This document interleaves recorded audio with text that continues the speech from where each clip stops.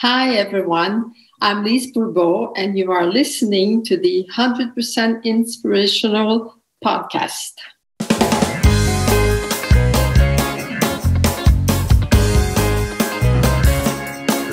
Hey, wat goed dat je luistert. Hij staat weer voor je klaar. Je wekelijkse dosis inspiratie is weer daar.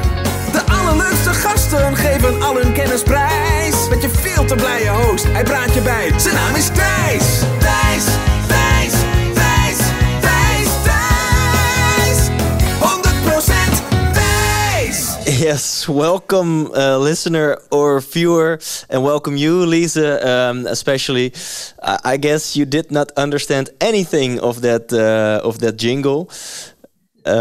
But it was something like, welcome, this is 100% Thijs, and this is your weekly doses of inspiration. And before I'm going to ask the first question to you, let me introduce you really short and quick for the listener or viewer here on YouTube. And I sent an email to your assistant a few weeks ago, literally saying your book changed or maybe even saved my life and or my relationship. And then I'm talking about the book with the title Heal Your Wounds and Find Your True Self. Heal Your Wounds and Find Your True Self, with the subtitle, finally a book that explains why it's so hard being yourself. For the viewers via YouTube, I'll show the book right now. And I have many questions about this book, a little more introduction about you. You've written more books. Ego, the greatest obstacle to healing the 5 wounds. You have read a book, Cancer, a book of hope. You wrote a book, Just Listen to Your Body and Eat. Stop trying to control your weight. And your body is telling you, love yourself. And to complete the entire list, you also wrote the book, Listen to Your Body, Your Best Friend on Earth. I want to talk mainly with you about the book Heal Your Wounds and Find Your True Self, because I think everybody can relate to one of these 5 wounds and also one of these 5 masks, the protective behavior that comes from these wounds. If you're interested right now as a viewer or listener, keep with us, stay tuned, because this is going to be very inspirational, maybe a little bit confrontational, and will challenge you to grow. So, Lise, thank you very much for being here. I'm happy to be here. And I have only one question which I always ask, and that's the following. What do you want to be or become when you grow up? Well, I'm quite grown up. I just reached my 80th birthday, so I'm 80 years old 1 week ago. Wow. Wow, I'm honestly surprised. That's great.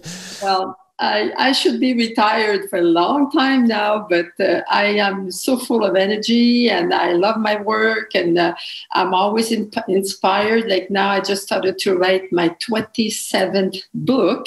Wow! And writing for me is not really my function in life. Me, it's teaching. I'm a teacher. I'm a talker.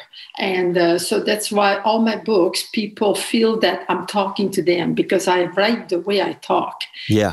And I like to simplify things. And so when I write a book, it's always when I have some spare moment, because I'm still very active in lots of other things that I do, like being with you today. And so I have to admit that right now my life is so wonderful, and it's been like that for many years now. And I have, I've been working on myself for more than 50 years. I was maybe 25 years old when I started to do this personal growth workshops and reading books. And so I have put into practice everything I teach. And now I cannot say that there's an area in my life that there's a problem. So that's why I want to just stay the way I am, that I don't want to change anything now. Wow. And you are such a source of wisdom, which a lot of my questions are about. Where do you get your inspiration from? Is it 100% you, or is it do you collect inspiration from other authors and books and theories? Well, I have to admit that I discovered that I had very much intuition, and I have a very logical mind. Things have to make sense. Everything has to be intelligent. And if it doesn't go together, if somebody says something, do this, and they don't do it, I just don't listen to them because it's not intelligent. It's not coherent. So I've been like that since I'm a little girl, and I am called Mrs. Question. I'm always asking questions since I'm very small. Why this? Why that? Because it had to make sense. And so sometimes I will read a book because I still love to read. I just read one little sentence and then it starts. And all kinds of things come from that. It seems to open the door and I make a new discovery thanks to that. So this is my passion. My passion is to discover new things, learn new things all the time. And this is what I'm known for, taking something difficult, hard to understand, and making it simple so you can apply it in your life. And the reason that I ask this is because the book Heal Your Wounds and Find Your True Self, it's, in my opinion, is so different from all the other self-help or psychological books. And I haven't found a book that even looks like this one. And you were so super specific about these 5 wounds and masks, which we're going to talk about in a moment, that I was very curious. Wow, this wisdom, it must be, it must come from your brain and your insights only. So that's great.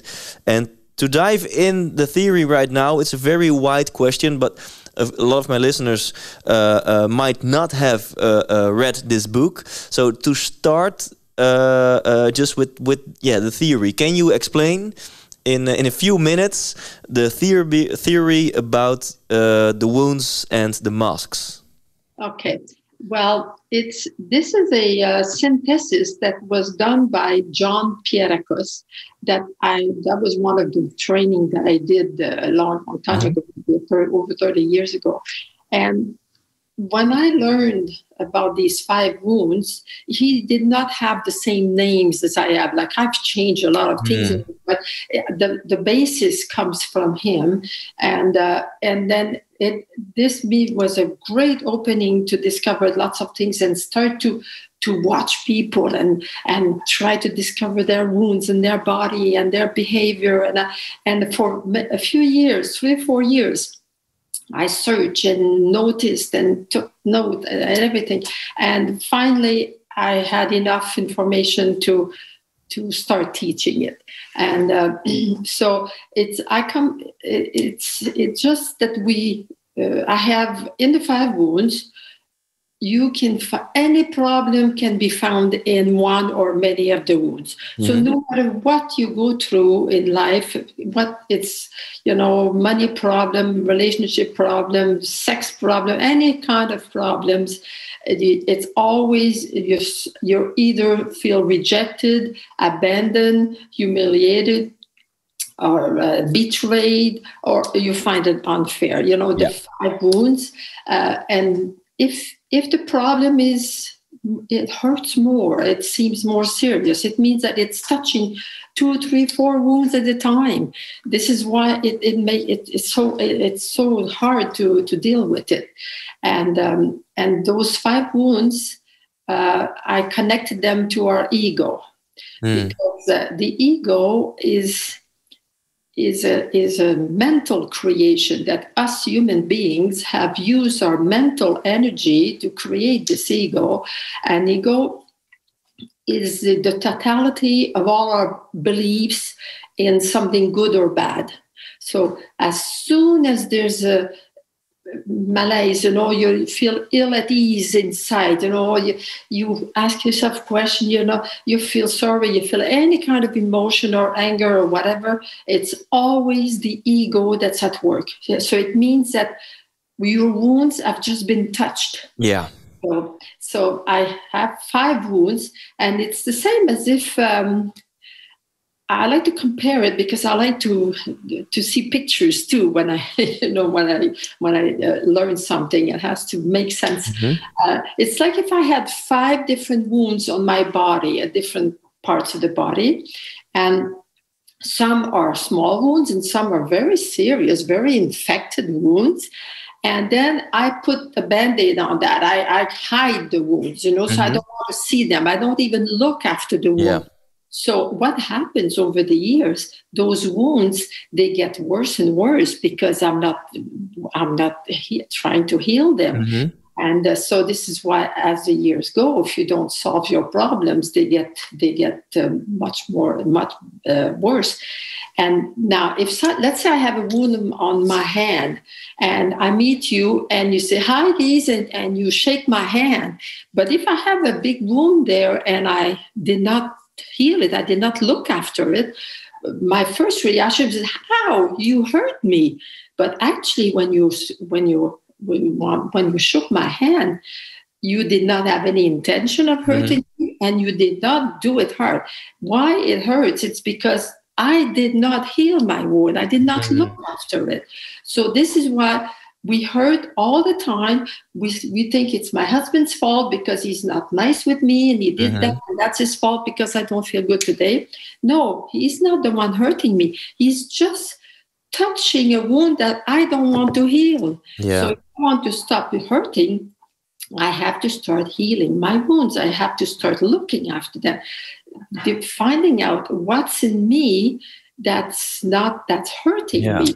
So this is why this is actually the foundation of the yeah. 5. What a great metaphor! And I think within this metaphor, this example, you could, when you're not aware of the fact that you have wounds on your hand, and it's actually your thing to heal it, when you're not aware of that, you could say like, "Why are you shaking my hand like that? Why do you do that?" And then you can get really angry at the other. And I think everyone can relate to this within your relationship, that your partner reacts to your opinion very extreme due to the situation. Like, wow, your reaction is way bigger than the situation. What's happening here? And I think we all, listeners of this podcast, are personal growth junkies. So they want to heal their wounds. They want to know what wounds they have. And I think these 5 wounds, correct me if I'm wrong, but almost everyone has one of the 5 where you can relate to the most, right? There's one main wound. We all have at least 4 of the 5 wounds. Oh, wow. Yes. Well, you see, you mentioned before the book on the ego. Well, the ego book is the following book to read. It's a book on healing the wounds. Awesome. So it's in that book, I mentioned many things that I did not know when I wrote the first book, because there's 15 years difference between the 2 books. Oh, wow. So that's why after people read the first book, they should read the one on ego, because if people don't know that my ego now running my life, it's not me, how can they change something? But yeah. Why I talk a lot about ego in that second book. And this is where I said that now I found out that we all have the 4 wounds. The only one we all have is the humiliation. Okay. And I explained that in the book, why it's not everybody that has the humiliation. And where do the wounds, where are they created? I think in your book you write almost all of the wounds are created in your youth. For example, the wound of injustice is created between your 3rd and 5th year. Wow. Can you explain for the listeners how... for example, some behavior of your parents can create one of the 5 wounds. Can you give us an example? I have to rectify something. Okay. They are not created. They are just woken up. Because no parent, it's never our parents' fault if we suffer from great injustice or betrayal or whatever.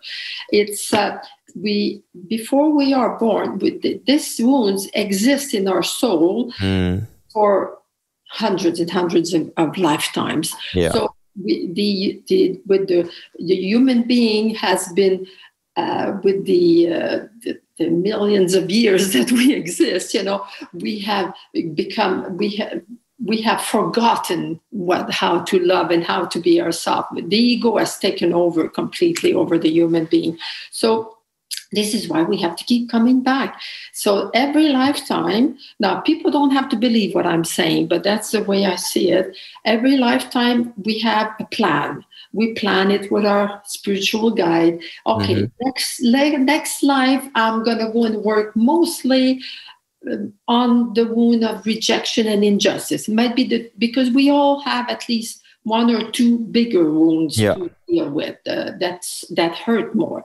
So according to our life plan, we are attracted to the parents that we need, the family, the environment, the country. It's according to our plan. This is why we are born with certain parents. We are born in families who have the same things as us to deal with. Yeah. So that's why if let's say my mother was very much rejected by her own mother. She never felt loved by her mother. Her mother kept telling her she was not good enough or whatever. Well, that's what she learned with her mother. If my mother never worked on herself, well, now when she has me as a daughter, she will repeat the same thing. She will start rejecting me because she doesn't know any better. Yeah.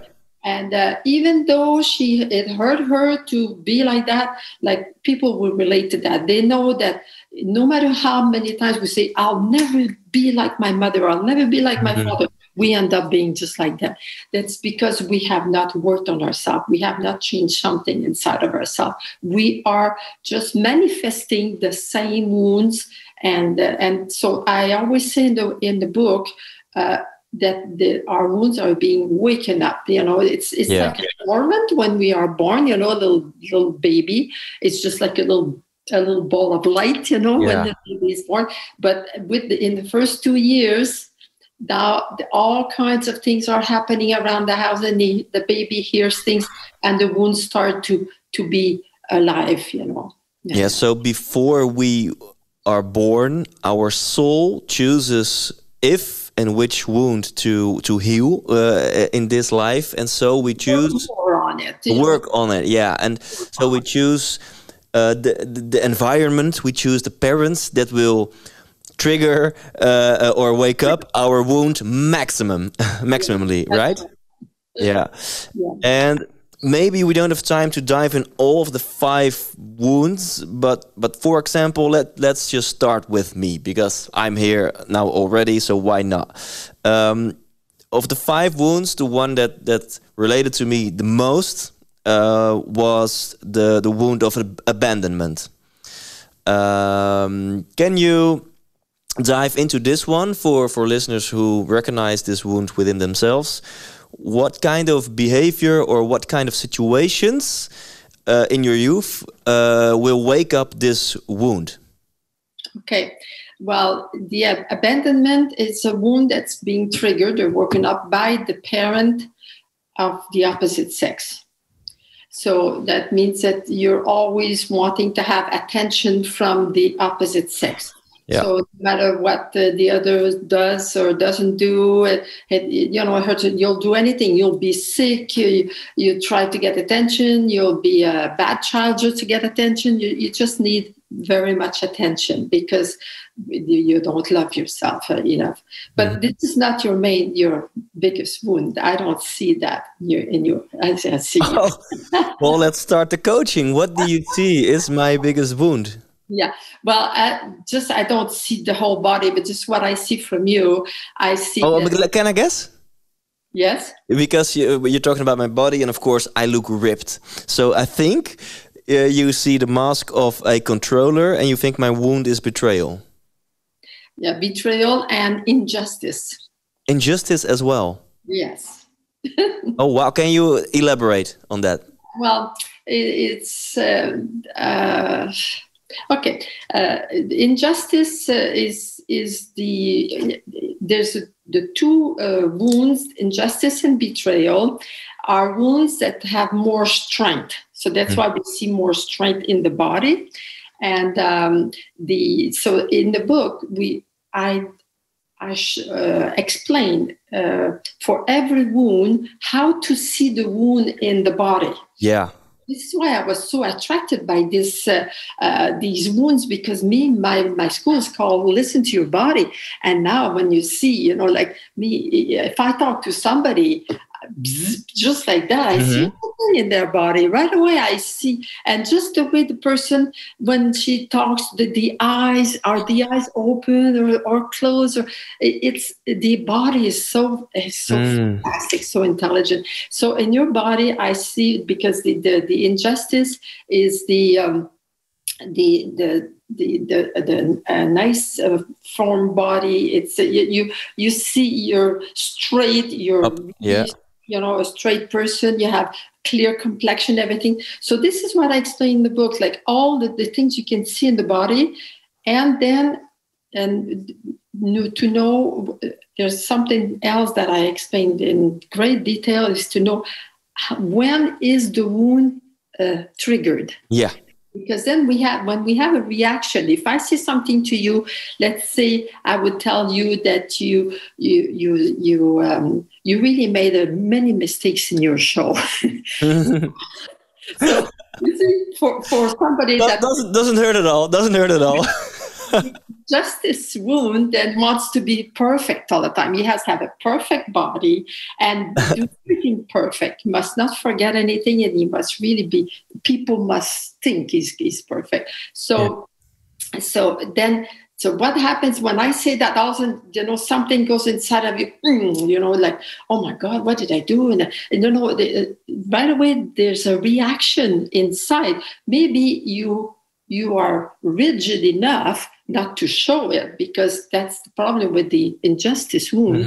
I have behavior names, like every time we react, I call that putting on a mask. Yeah, because you're not being yourself anymore. It's you in reaction. Your wound is hurting. It means your ego just took over. So you're not yourself. It's your ego. Totally. So somebody could inside feel really bad, but somebody that has the injustice wound is very rigid. So they can say, "Oh yeah," and nothing shows in their face, except if you read their eyes, you could see. But so this is it's very interesting, because it helps us to know. Now I understand the reaction of that person. And because the injustice and the betrayal wounds are the one that we react strongly. Yeah. Because it's really with others, like your betrayal that I see in you, that's you're reacting in your life with women. That's the reaction, because it's another way of wanting to have control with the opposite sex, and the rigid is control with the same sex. Yeah. And well, you trigger like a million questions. So let's start with the first one. To summarize it for the people for whom this is new. So, for example, you see the wound of betrayal in my posture, in my eyes, in the way I am, and that's your talent, I guess. And the wound of betrayal is woken up by some sort of behavior of my parents that made me felt like I was betrayed. And the mask, like the band-aid, your ego, is the behavior of a controller. That's like the protective behavior, and which was maybe very effective back then, but now I still have this band-aid, still have this ego system called my mask as a controlling behavior. And the way to heal my wound is to Yeah, maybe that's the question: how to heal this wound? Because I want to be pure, I want to be 100% Thijs, and not, especially in my relationship and in my entire life, I don't want to be my ego. Well, the healing is just putting into practice what I teach since my first book. So for the last 38 years, I've been teaching all about love, to accept people, to accept ourselves, to stop thinking that we are not okay. We are what we are at each moment. We are allowed to be human beings, just accept yourself as human beings. But this is the theory of wounds is just to help people becoming more conscious of the lack of love that they have of themselves. And so in the last chapter of my book, I explain, how to really move towards accepting. Yeah. But this acceptance is in all my books. It's in everything I do. This is the main thing of that I teach. But the wounds that hurt the most are rejection, the first, and then abandonment. Why do they hurt so much? It's because it's all inside. It's not with it. We're not angry at the other people. It's always at ourselves that we don't accept. The rejection, if with your father, let's say, he does something or that you don't like, and so if you criticize him and you get angry, that's your injustice. But if you say, "Oh, I know, I'm so nothing. I'm never good enough for him."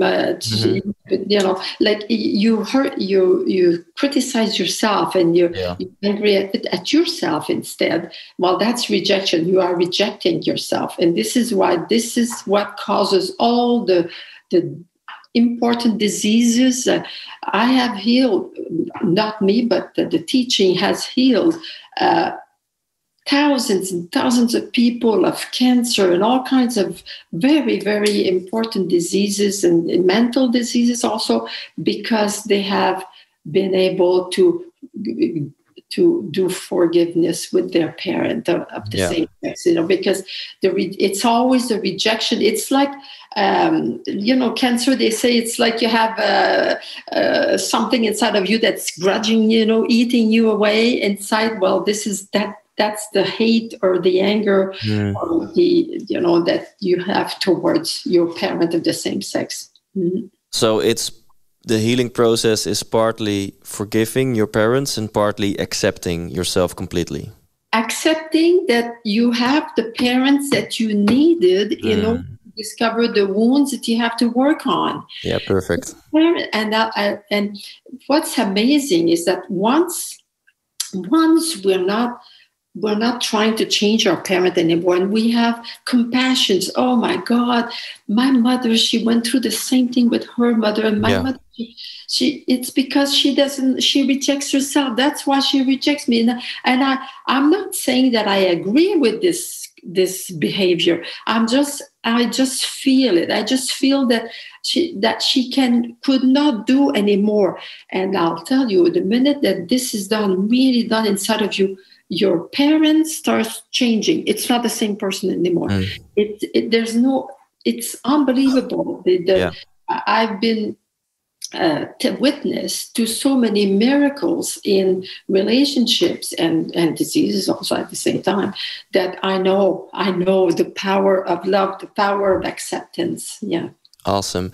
And I think, and I'm very curious about your vision on this, that if we talk about me, that maybe I definitely have the wound of injustice. So my protective behavior was rigid, because until like 1 year ago, I think until the pandemic started, I was always okay. I was telling myself that I was okay, in my environment that I was okay, and I had lots of success, depending on how you define that.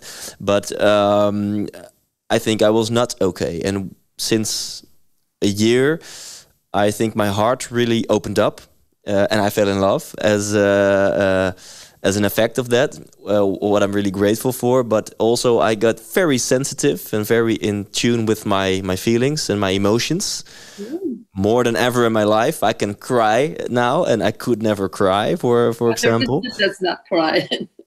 What? The rigid does not cry. Exactly. And now almost every day. And that's why my opinion was, or my feeling was, that I really see the wound of abandonment within me, because when because I feel really dependent, especially in my new relationship, and when she does not give all the love that I think I need or desire or something like that, then I and you say people with wounds of abandonment have the deepest pain. And when my girlfriend gives me a little push or does not give me the love or attention that I think I need, then I feel this unbelievable, unbearable pain in whole my body. So, well, the question here is it possible that I went from my mask of rigidness and my wound of injustice, that I have now recently woken up my wound of abandonment and my pain of and my behavior of dependentness? Well, I don't know if you remember, but in the book, I associate the abandonment with the betrayal. Yeah. They're connected, directly connected, those two wounds. So, and then the rejection with the injustice, those two wounds are but that's why those two are with the person of the same sex. Yeah. With the opposite sex is abandonment and betrayal. Yeah. So when we have in our body, we have more of the control, the in the body shows that you have more control than abandonment, because abandonment, if that was your main wound, your body would be like this, it would the eyes would drool, the abandonment is people are weaker, so we don't see it in your body. So but it means that you did not want to feel that so much, because your wound of abandonment was so strong. Mm-hmm. You created the other wound to hide that. The betrayal one is it's the strong one that hides the abandonment, but there's always the abandonment. Yeah. Beneath. So now that you're starting to touch it, you're starting to touch the abandonment, even though you tried since you're born to hide it. This is very good. This is very, very good. It's good for you. It means that you're working on the right thing, because as you work with your abandonment wound, it will affect also the other wound, the betrayal wound. The two work always together. You work on one, it affects the other. So that's. But in this lifetime, this betrayal was more. So when let's say that your girlfriend does not pay attention to you the way you like, do you just go in your corner and cry, or you tell her that she should have done this or she should have done that? Or my primarily reaction is to sit in the corner and cry, and it's actually that's what I mostly do, but mainly also because I don't want to bother her with my process. But sometimes when my ego gets too big and I get a little bit angry, then I do the other thing. Then I do pointing at her and thinking she should change her behavior so that I feel good again. So that's the controller that takes over. Okay. Yeah. So you go from one to the other. Yeah, but it's mainly the first. Okay, well, good. It's then this is a very good sign. It means that you will heal. Your wounds will diminish faster, because you are really aware of the two. Because if you when you sit in your corner and you cry, and you say to yourself, now her behavior belongs to her. My reaction belongs to me. I see her through my filters. I don't see her, the way she really is. Was her intention really to hurt me when she did not pay attention? When you do that kind of work and you start saying, oh gosh, it's my ego that took over. It's my ego that makes me feel bad. Yeah. It's never what somebody else does that you feel bad. It's because you're listening to your ego that says that that's not right. If she loved you, she would act a different way. Yeah, so that's also part of the healing then. I think that the maximum ownership, her behavior is hers and my reaction is mine. That's right. And your reaction is the reaction of the ego. The ego is just belief system. It's the ego is never in the present moment, because the ego is just memory. Our mental body is just memory. So it relates to something that happened to you another lifetime, or you saw something with your parents, or what. It always relates to something that the ego has learned in the past. Yeah. So the ego is repeating itself all the time, and we cannot be angry at our ego because it does not know any better. I think I have time. I'll give a little example how to understand the ego, because people, they get angry at this little voice inside. Now, stop talking, stop making me. I have to stop thinking, because you're trying to stop the voice of the ego, but it doesn't work like that. The ego is so sure that it's right that it not stop talking. It goes on and on and on. You know how it is. And one day, many years ago, I was driving in France. I have a tour in France every year, and I rent my car at the airport, and I drive all over, and I love to drive in France because it's nice.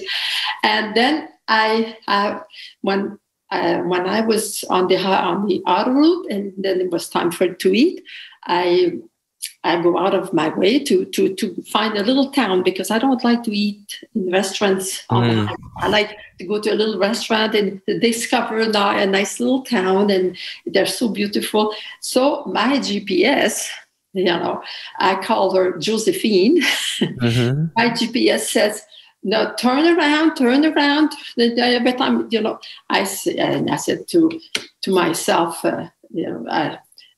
she keeps repeating, and then it made me realize that my GPS is the same as my ego, because it doesn't matter if I want to eat, but because I was talking to her all the time, I said, "Look, Josephine, I'm hungry, and I've decided to go. It doesn't matter how many times you tell me to turn around. I'm not going to turn around. I'm going to that little town to eat." Yeah. Because that GPS is doing her job to bring me to that city I wanted to go to. But she does not know that I'm hungry. So that's why the ego is the same. It cannot know what you need, what your soul needs, what you need to learn in life. It only knows what it's been programmed with memories in the past. So that's why if I say to my ego, okay, now you're telling me that my girlfriend is not showing the love that she's supposed to, and she shouldn't be acting like that. Okay, thank you. You think you're right, but me, I want to go through some other things. I have other things I want to learn. So you can repeat all you want. I'm not listening to you because I'm doing what I want. And don't worry, I will be able to assume the consequences, because the ego is convinced that if you don't listen to it, you're going to be more sore. You're going to hurt more. So you have to reassure your ego that even if you don't listen to it, and me, like I was saying to my Josephine, it's okay, even if I get there a little later than you programmed in the GPS. It's okay. It won't cause me any problems. And the ego, the mask behavior, always wants to point. It's always the fault of the environment, of other people, the circumstances, and the path of healing, or the path of taking maximum ownership is putting your ego aside or calming down your ego is going to be fine, and then listening to what you really want. How do you discover what it is that you really want or need? Because then you're healing the wound instead of having the mask behavior. Well, actually, what you really need is, everybody needs the same thing, is to whatever we do with ourselves or with other people is just accept ourselves. That's the main thing that we came here on earth to learn. It's our plan of life for all human beings, to give ourselves the right to be a human being with weaknesses and strengths and fears and courage, and the back and forth. We are learning through that. Just give ourselves the right to be human, so we give the right to others to be human. If somebody else, let's see, your girlfriend, she gets up on the wrong foot in the one morning and she starts yelling for something that you think doesn't make any sense, well, she's allowed to be impatient. We are allowed to be. We're supposed to love ourselves, whether we are patient, impatient, we are fast, we are slow, no matter what. This is why we have to learn to accept that. So that's what we all need. But if you're trying to find out, what is it do I really want for myself in life? Well, my question that I ask is, if all the circumstances were right, if I have all the money I need, I have all the knowledge I need, and it doesn't bother anyone around me, what would be nice? What would do wow inside of me? So that's one way to discover what we want to do in life, or what if we want another kind of life. Yeah, and I'm really curious that I think it's always good to look at yourself first and to take maximum ownership. But then again, there's also such a thing as boundaries. When you look, is there a thing as taking too much responsibility and let people cross your boundaries? So how do you find that fine line between, okay, this is my wound, I have to work on this, and I do not accept this behavior of the other person? If you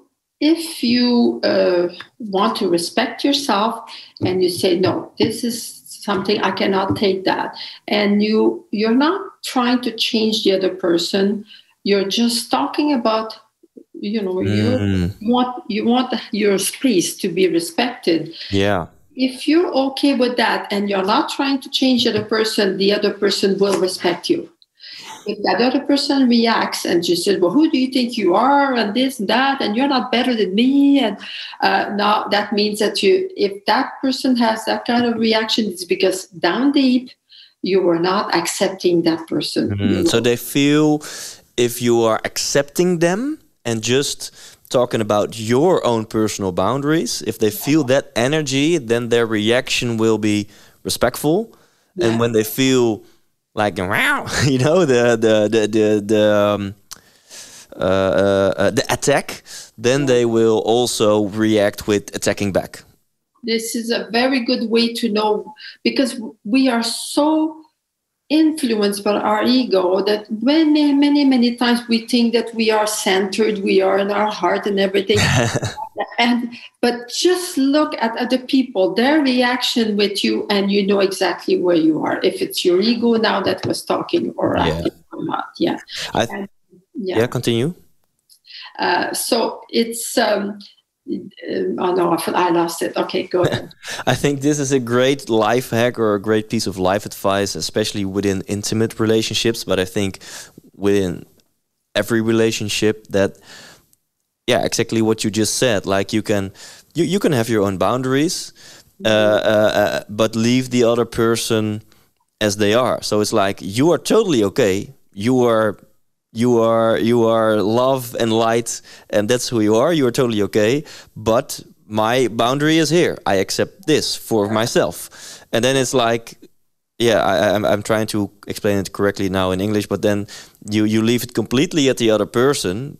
Do you want to do something with that or not, right? Do I explain it right now?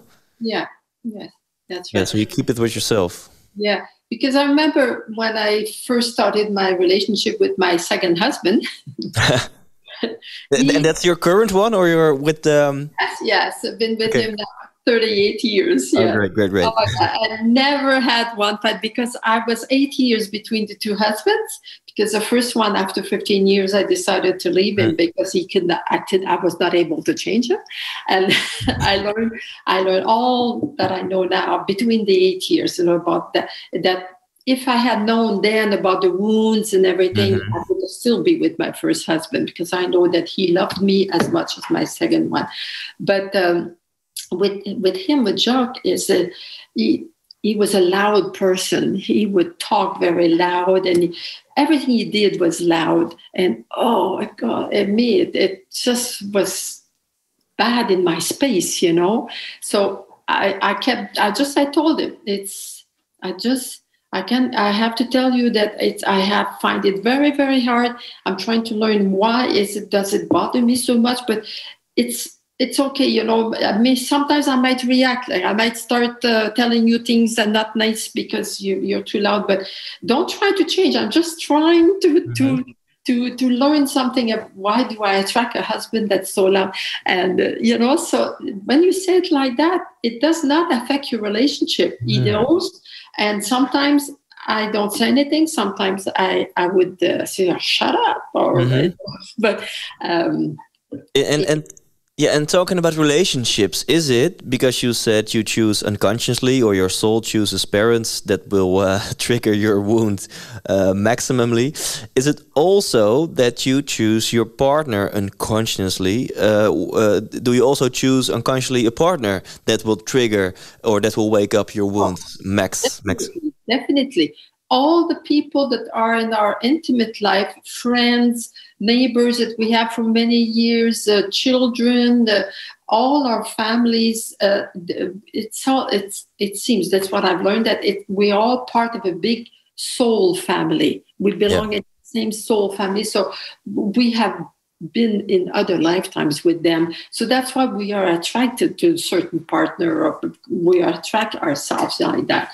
But definitely we attract all the time people that we need at that time. There's never any coincidence or, it's the divine justice never, never fails. Yeah, okay, that answers my question, because I was preparing this interview with my girlfriend, and we think that she has the wound of injustice. So when in certain situations she has the rigid behavior and needs time alone and needs her space, and that's exactly the way to push my button of feeling abandoned, and then I want to put on my dependent mask and I want to hold her tight, no, don't let me go, and I think this answers the question that unconsciously I choose a partner like this. But just the fact that you are able to talk about it together like that, this is so wonderful. This is what all couples should do, and say, well, I find that hard. You'll have to give me more time, to be able to adjust to that. But it's okay, because you don't want to change that person, because until you have learned what you have to learn. And me, I could see it over the years with Jacques, he started to be less loud. It worked by itself. He never tried to change, but it happened by itself. Yeah. And then, because unfortunately we are already almost at the end of this interview, what we all want is healing, and you gave us a few pointers. For example, first of all, looking at your own behavior. Your reaction is your reaction, and the behavior of, for example, your partner is hers or his. So look at your reaction, take ownership, accept yourself, forgive your parents. But then again, how do you have maybe some more concrete advice to heal the wound? Because you can do all those things, and then is it still sitting in the corner and crying and waiting for the healing to happen? You know, just what you said. It might take a few lifetimes to be able to do all that. Well, that's comforting. Thank you. We have the right to take the time that we need, because we are born sometimes with wounds that have been triggered for so many lifetimes that the wound is so bad, it does not heal like that. But as long as it diminishes and it's getting a little smaller and smaller, so if at the end of each year you can say to yourself, is my life going better than last year? If the answer is yes, you're in the right direction.